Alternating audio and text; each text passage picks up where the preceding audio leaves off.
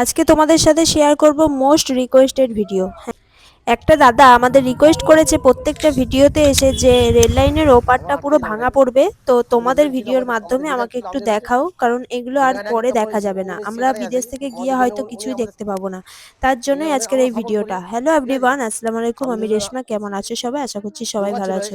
তো এখানকার একজনা কিছু বলতে চাই, তো শুনে নাও। রাতে রাতে ভেঙে দিল, গরিব মানুষ এখন সব পাড়ায় পাড়ায় নিয়ে যাচ্ছে। এই জন্যই আমরা খুব দুঃখিত। আমরা আমাদের আজ আর কাল আমাদের একটা মিটিং আছে।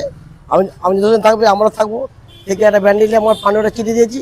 দেখি ওনারা কি বলে। আমরা জানি এটাকে আমার ভাঙতে দেবো না, আমাদের কথা আমরা এটা ভাঙতে দেবো না। এখানে গরিব অসহায় মানুষরা সবাই বসবাস করে, তার জন্যই সবাই ৩৫ বছর, কেউ ৩০ বছর আছে, তার জন্য তাদের খুবই কষ্ট হচ্ছে এগুলো ভাঙা পড়াতে।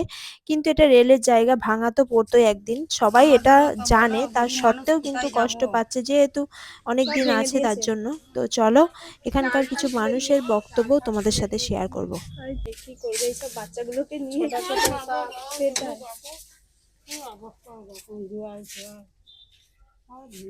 কবে ডেট দিয়েছে? কালকেই লাশ আছে। কালকে লাস্ট। হ্যাঁ, আজকে নিজেরা যদি ভাঙলে তবে, না তো কালকে। ওটাও হয়নি, এখন এখানেই আছে। যাওয়া যায় যে কোথাও জায়গা কিনে। রেল লাইনের জায়গা তো ভাঙা পড়েই, আপনারা জানেন তো। তো সেইভাবে প্রস্তুতি নিতেই হবে, কিছু করার নেই, কারণ রেল লাইন তো কাজ চালু হলেই বলবে যে তোমরা উঠে যাও। এটার প্রস্তুতি সব সময় নিয়ে রাখতে হবে, এতে কিছু বলাও যাবে না।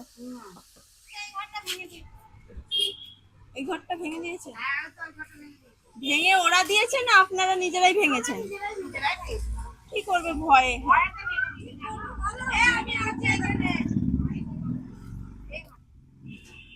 এখানে ঘর ছিল। এটা একটা গরিব মানুষ ছিল, জানো, ও বেচারি চলে গেছে গো। বাইরে ওর বর থাকে, জানো, বউটাকে ভাড়া ঘরে পাঠিয়ে দিয়েছে। মানুষ আমরা কি করব?